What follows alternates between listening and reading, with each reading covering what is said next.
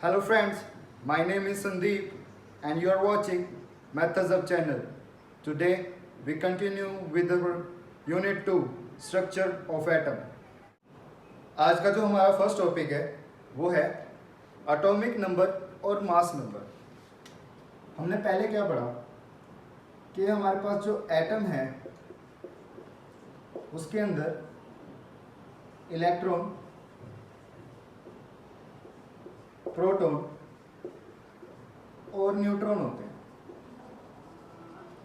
Now these protons and neutrons जो कि मिलके हमारे पास न्यूक्लियस बनाते हैं, और जो हमारे पास जो इलेक्ट्रॉन है ये ऑर्बिट में मूव करते हैं। ठीक है, रदरफोर्ड मॉडल में हमें यही बताया गया। नाउ न्यूक्लियस के ऊपर पॉजिटिव चार्ज होता है। न्यूक्लियस जो होता है वो पॉजिटिवली चार्ज होता है बिकॉज ऑफ प्रोटॉन हमारे पास क्या होता है, पॉजिटिवली चार्ज होता है। नाउ इलेक्ट्रॉन जो है वो नेगेटिवली चार्ज होता है। ओके, नाउ अब हमारे पास ये क्या है, दोनों के दोनों इलेक्ट्रोस्टैटिकली स्टेबल होते हैं। इलेक्ट्रॉन और प्रोटॉन इलेक्ट्रोस्टैटिकली स्टेबल होते हैं। इसका मतलब क्या है, हमारे पास number of proton is equal to number of electron. ठीक है, हमारे पास जो नंबर ऑफ प्रोटॉन है वो इक्वल होंगे नंबर ऑफ इलेक्ट्रॉन के। ना हमारे पास पहले क्या होता था कि हम जब पीरियोडिक टेबल बनाते थे एलिमेंट्स के लिए, तो क्या होता था, पहले हम मास नंबर, मतलब अलग अलग ट्रेंड्स आए इसमें। मास नंबर पे भी और भी चीज़ें, इन्होंने प्रॉपर्टीज़ के ऊपर भी टेबल बनाने की कोशिश की साइंटिस्ट ने, फिर मास नंबर पे भी। अल्टीमेटली हमने जो है एक एटॉमिक नंबर के बेसिस पे हमने टेबल बनाया जो कि मॉडर्न पीरियोडिक टेबल है। ठीक है, उसमें क्या था, हमने क्या लिया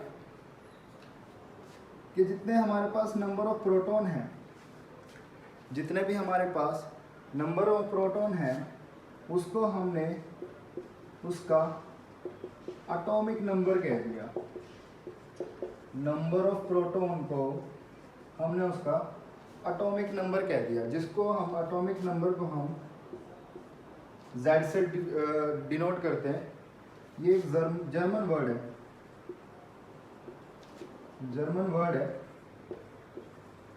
ज़ेल, जिसका मतलब है नंबर।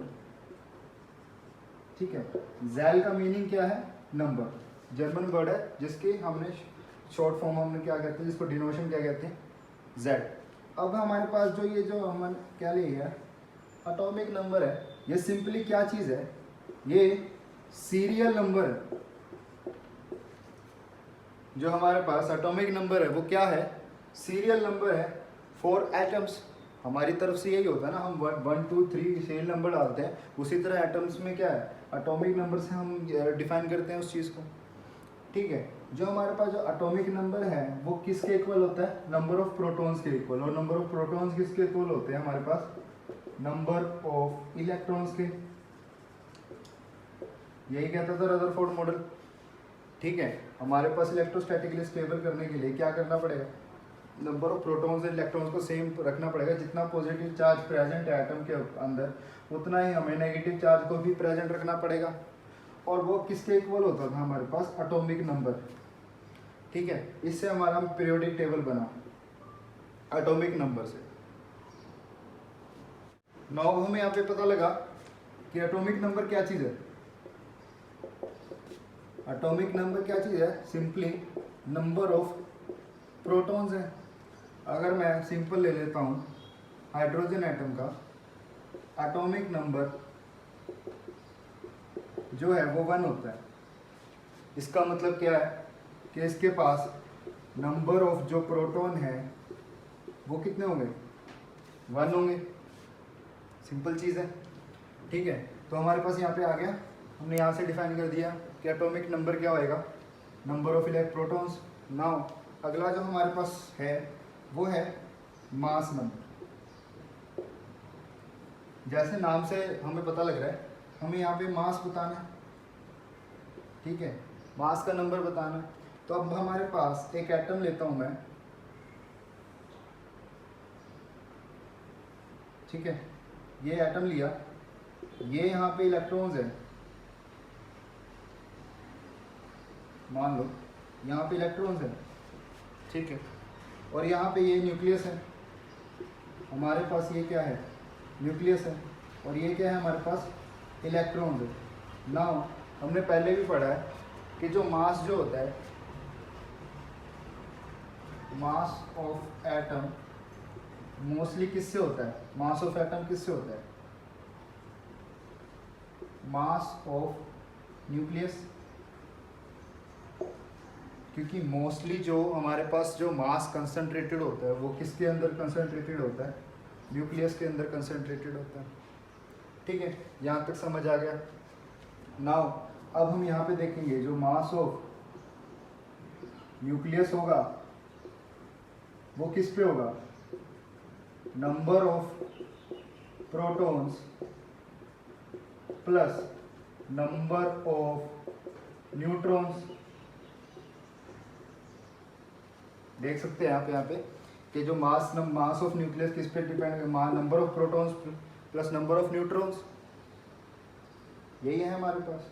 नाउ अगर मैंने मास नंबर भी निकालना हो किसी चीज़ का तो उसमें भी यही करेंगे, number of proton plus number of neutrons. समझ आ गई यहाँ तक, number of protons plus number of neutrons. अगर मैं यहाँ पे देखूँ तो नंबर ऑफ प्रोटॉन हमारे पास, मैं कहूँ कि ये एटॉमिक नंबर है, एटॉमिक नंबर में नंबर ऑफ न्यूट्रॉन्स को ऐड कर देंगे तो हमारे पास क्या आएगा, मास नंबर आ जाएगा। सिंपली समझ आ गया, मास नंबर आ जाएगा, atomic number plus number of neutrons. Simple क्या है, नंबर ऑफ प्रोटॉन्स को हमने क्या ले लिया, एटॉमिक नंबर ले लिया।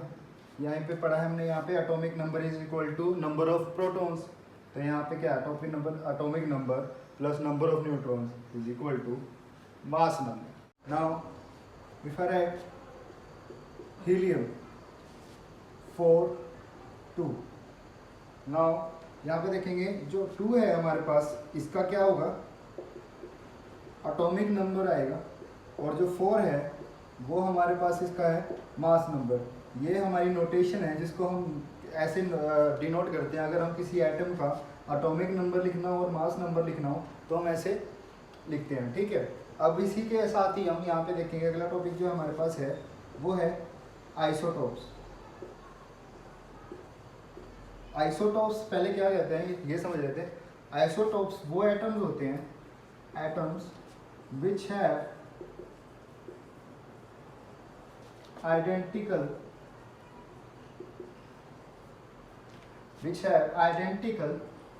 atomic number but different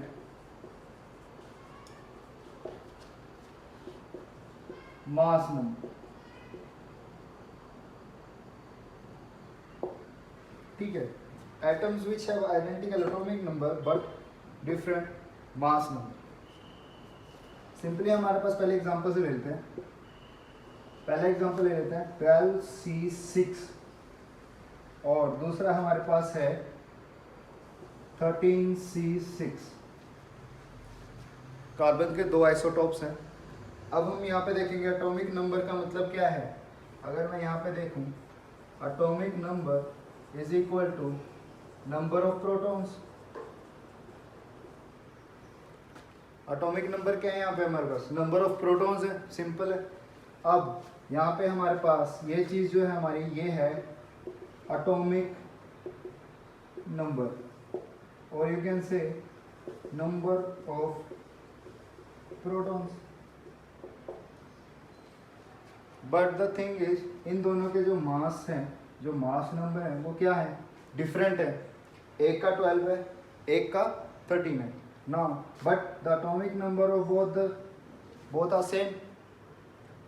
क्यों, यहाँ पे हमारे पास क्या है, number of protons atomic number के इक्वल होते हैं, यानी कि यहाँ पे जो नंबर ऑफ प्रोटॉन्स हैं दोनों ही एटम्स के कार्बन एटम में वो सेम है। अब यहाँ पे देखेंगे जो मास नंबर है वो हमारे पास, हमने पीछे ही पढ़ा है, number of proton plus number of neutron से मिलके बनाएगा। इसका मतलब क्या है हमारे पास कि हमारे पास जो प्रोटॉन्स हैं वो तो सेम है दोनों के, लेकिन जो डिफरेंस आया है वो किस में आया है, न्यूट्रॉन्स में है। हमारे पास न्यूट्रॉन्स में डिफरेंस आया है, इसीलिए हमारा जो मास नंबर है वो चेंज हुआ है, क्योंकि जो मास है वो हमारा किससे मिलके बना है, प्रोटॉन और न्यूट्रॉन से। न्यूक्लियस में दो चीज़ें प्रेजेंट है, प्रोटॉन और न्यूट्रॉन, ठीक है, उससे मिलके हमारा क्या बना है, मास नंबर। और यहीं पे हमारे पास डिफरेंस आता है मास नंबर का due to number of neutron, ठीक है। अगर हम यहाँ पे देखें तो इसके अंदर जो हमारे पास है 6 नंबर ऑफ न्यूट्रॉन है, और इसके अंदर जो है हमारे पास 7 नंबर ऑफ न्यूट्रॉन है। जो हमारे पास नंबर ऑफ न्यूट्रॉन है इसके अंदर है 6 और इसके अंदर है 7, ठीक है। तो हमारे पास यहाँ से क्या हो गया, नंबर ऑफ न्यूट्रॉन के वजह से क्या चेंज आ गया, हमारे पास मास नंबर में चेंज आ गया। अब जैसे मैं मान लो हाइड्रोजन के लिख देता हूँ,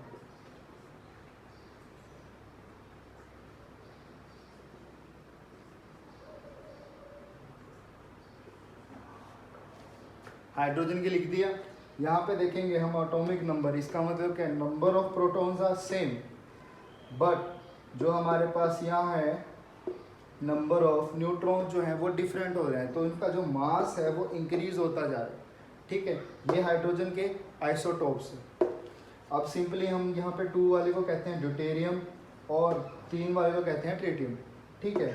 अब यहाँ पे देखेंगे 1H1 2H1 and 3H1।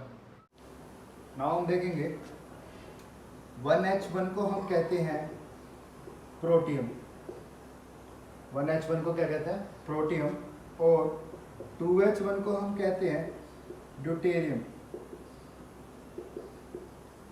2H1 को कहते हैं हम ड्यूटेरियम, और 3H1 को कहते हैं हम ट्रिटियम, 3H1 को कहते हैं हम ट्रिटियम। अब यहाँ पे हम देखेंगे तो आइसोटोप्स की जो आइसोटोप्स का जो केमिकल बिहेवियर होता है ना, केमिकल बिहेवियर वो सेम होता है, अप्रोक्सीमेटली वो केमिकली सेम बिहेव करते हैं, ठीक है। The chemical behaviour of the isotopes of an element is approximately, you can say approximately same, ठीक है, they behave same, okay, chemical, why they behave same, जो हमारे पास केमिकल प्रॉपर्टीज होती हैं, केमिकल जो प्रॉपर्टीज होती हैं सिंपली वो डिपेंड करती हैं, depend on electrons, depend on electrons. और जो हमारे पास जो इलेक्ट्रॉन्स हैं which are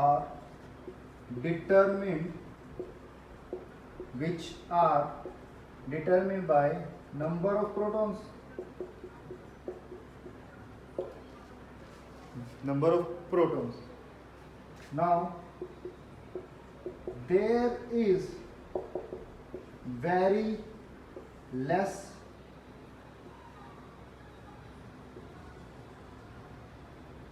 effect of neutrons on chemical properties, chemical properties के ऊपर न्यूट्रॉन्स का बहुत ही कम इफेक्ट होता है। अब हम यहाँ से देखेंगे कि हमारे पास आइसोटोप्स में क्या चीज़ है कि number of protons number of protons are same but the number of neutrons are different. The number of neutrons are different. इसका मतलब है हमारे पास क्या है, एटॉमिक नंबर तो सेम आ रहा है, नंबर ऑफ प्रोटॉन्स तो सेम आ रहा है, लेकिन मास नंबर जो कि न्यूट्रॉन्स की वजह से डिफरेंट आ रहा है, ठीक है, जो मास नंबर है जो न्यूट्रॉन की वजह से डिफरेंट आ रहा है। तो अब हमारे पास देखेंगे जो केमिकल प्रॉपर्टीज़ पे जो अफेक्ट है न्यूट्रॉन्स का वो बहुत ही कम है, बहुत ही नेग्लिजिबल टाइप है, और इलेक्ट्रॉन्स का ज़्यादा है जो कि हम एटॉमिक नंबर यानी कि प्रोटॉन से निकाल सकते हैं। तो हमारे पास इसीलिए जो हमारे आइसोटॉप्स का केमिकल बिहेवियर होता है, केमिकली जो बिहेव करते हैं वो अप्रोक्सीमेटली जो जितने भी एटम्स के जो भी आइसोटॉप्स हैं, जैसे कार्बन का आइसोटॉप होगा, हाइड्रोजन का, वो क्या होगा, केमिकली सेम बिहेव करेंगे, ठीक है। नाउ आइसोटॉप्स के साथ साथ हमारे पास एक और डेफिनेशन आती है आइसोबार्स की। अब हमने आइसोटॉप्स में तो देख लिया कि हमारे पास वहाँ पे एटॉमिक नंबर सेम होना चाहिए और मास का नंबर डिफरेंट होता है, उसको ही हम आइसोटॉप्स कहते हैं। आइसोबार्स में इसका उल्टा कर लो कि हमारे पास जो मास नंबर है वो तो सेम होता है बट द एटॉमिक नंबर और you can say number of protons जो हैं वो डिफरेंट होते। दोबारा रिपीट करूँगा कि जो हमारे पास जो मास नंबर है वो हमारे पास सेम होता है और जो हमारे पास एटॉमिक नंबर है which means number of protons जो है वो हमारे पास क्या होगा, डिफरेंट होगा। इसका अगर हम एग्जांपल देखें तो हमारे पास पहला चीज़ आती है कार्बन और नाइट्रोजन, ठीक है।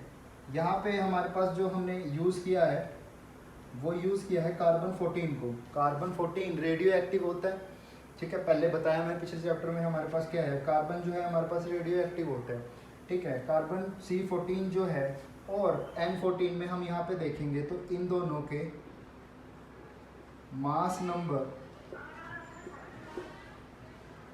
वो सेम है, दोनों के मास नंबर कितने हैं, 14 है, और atomic number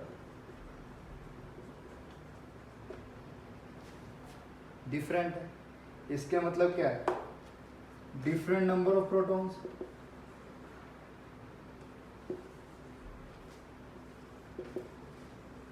different number of protons